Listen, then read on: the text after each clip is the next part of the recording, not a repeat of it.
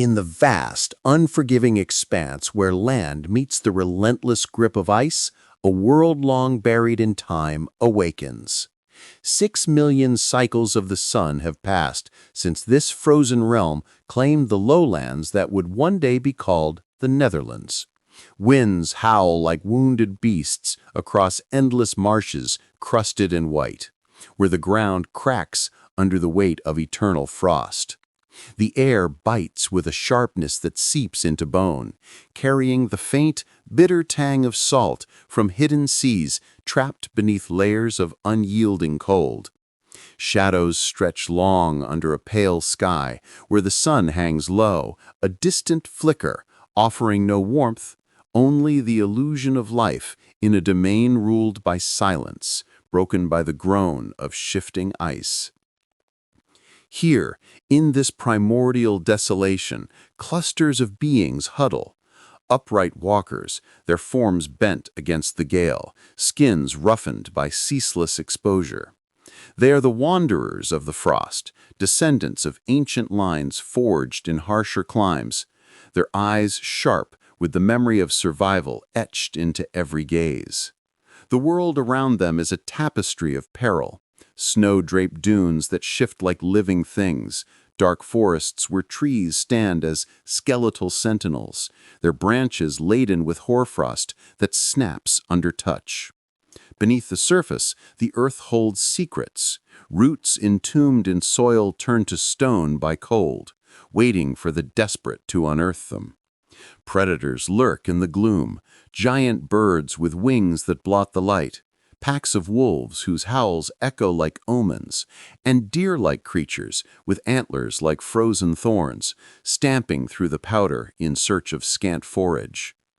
The hunger is a constant companion, a gnawing void that twists within, driving these beings to probe the ice for sustenance.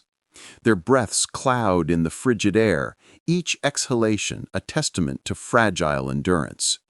Yet, amid the desolation, bonds form. Hands clasp in shared warmth, eyes meet in silent understanding.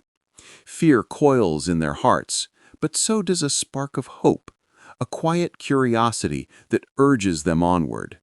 In this icy crucible, life clings with raw tenacity, every morsel wrested from the frozen grasp of victory against oblivion. The marshes whisper of ancient seas, their salty breath mingling with the metallic scent of blood from distant kills.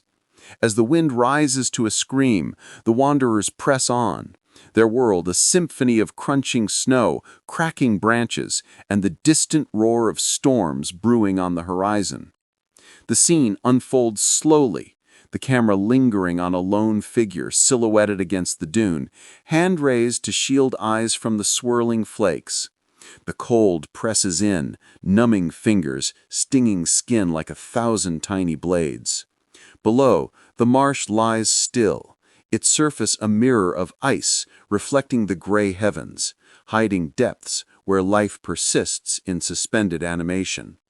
This is the dawn of endurance, where every breath defies the freeze. As the group gathers, their forms huddled in a shallow dip shielded from the wind, the elder among them gestures toward the horizon. His skin, etched with lines from countless winters, bears the scars of claws and frost. The young ones watch, wide-eyed, their small bodies trembling, not just from cold, but from the weight of the unknown. The air thickens with the scent of damp earth unearthed from beneath the snow, a rare aroma in this barren place. They move as one, feet sinking into the powdery crust, each step a labored effort against the pull of exhaustion.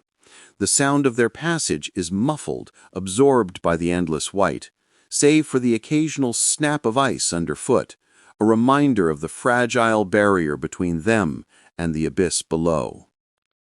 They approach a cluster of low shrubs, their branches bowed under the weight of frost, leaves brittle and rimed. The elder kneels, his breath warming the air around his hands as he scrapes away the snow with calloused fingers. The cold seeps through, turning his digits numb, but he persists. uncovering the base where shrubs meet soil. Here, the first food source reveals itself. Salt marsh plants, their stems tough and fibrous, preserved in the freeze. These plants thrive in the briny edges where ancient waters once lapped, now locked in ice. The group circles as he twists the stems free, the snap echoing like distant thunder. Risks abound. The ground here is treacherous, thin ice over hidden pools that could swallow the unwary, drowning them in icy depths. Predators, too, favor these spots, drawn by the scent of disturbed earth, wolves with eyes glowing in the dim light, ready to pounce on the distracted. Without flame to soften or warm, they consume the plants raw, chewing the salty fibers slowly, the texture rough against tongues, releasing a bitter juice that stings the throat but quells the hunger's edge.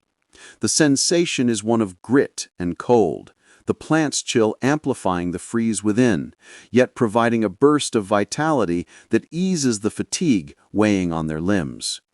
Children are given the tenderest parts, their small jaws working diligently, faces pinched against the sharpness. Sharing is instinctual, pieces passed hand to hand, strengthening the ties that bind them against the storm. The wind dies for a moment, allowing the group to venture deeper into the marsh. The landscape shifts, the dunes giving way to flatter expanses where the ice thickens, cracked in patterns like veins on ancient skin. The smell of brine intensifies, mingled with the faint decay of organic matter. They seek frozen roots next, buried in the hardened soil. The elder points to subtle mounds where the earth bulges slightly, indicators of life below. With stones gripped in frozen hands, tools shaped by nature's own force, they chip at the surface, the impact sending vibrations up arms already aching from cold. The danger here is the soil itself, which can collapse into hidden crevices, or the sudden gusts that blind with snow, separating the group. Once unearthed, the roots are gnarled and woody, their skins tough from the freeze. They bite into them directly, the crunch resounding, the earthy flavor mixed with ice crystals that melt on the tongue, providing moisture in this parched cold. The sensation is fibrous, requiring strong jaws to break down, but the nutrients soothe the gnawing pain in bellies, restoring a measure of strength. A young one winces at the bitterness, but the elder's steady gaze encourages persistence, teaching resilience amid the peril of lurking beasts, giant birds circling overhead, their shadows a harbinger of attack. As day wanes, the light fades to a dusky blue, the temperature plummeting further, turning breath to frost on beards and lashes. The group presses on to a frozen stream, its surface a solid sheet hiding depths. Here, they hunt for frozen fish trapped in the ice during sudden freezes.